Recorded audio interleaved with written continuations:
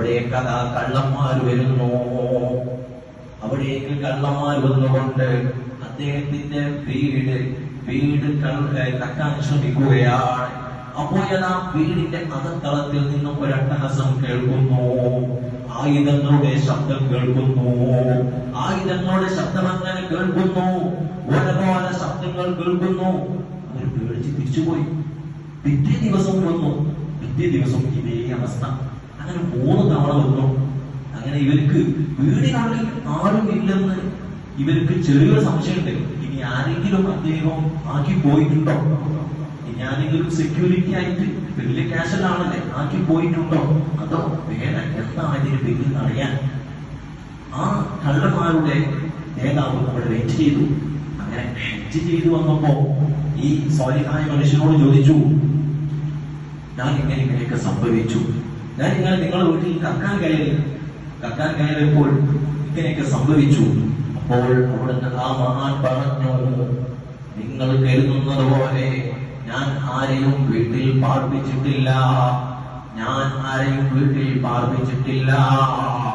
അല്ലാഹുവിന്റെ ആയത്തിൽ നൽകും വലാ യഊദുഹു ഹിഫ്ദുഹുമാ വഹുവൽ അലിയ്യുൽ അദീം എന്നും ബദരീങ്ങളുടെ 313 പേരും ഞാനിവിടെ എഴുതി ചേർത്തിട്ടുണ്ട്.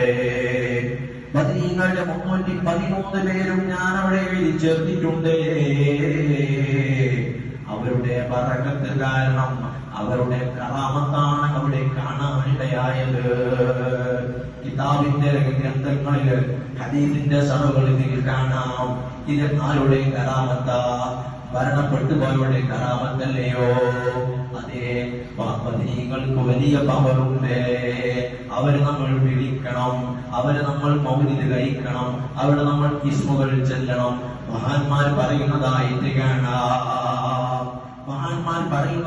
കാണാം. ബദരീങ്ങളുടെ ഇസ്മു ചൊല്ലിയ വെള്ളം ഉപയോഗിച്ചിട്ട്, ബദരീങ്ങളുടെ ഇസ്മു ചൊല്ലിയിട്ട് ഞാൻ ഊതി കൊടുത്തിട്ടുണ്ടെങ്കിൽ അവരുടെ അസുഖം ഭേദമായിട്ടുണ്ട്, അവരുടെ അസുഖം ശിവയായിട്ടുണ്ട്.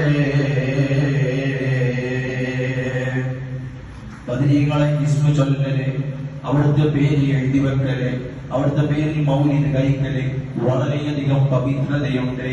എന്തേ ഇത്രയേറെ പവിത്രതയുണ്ടാകാൻ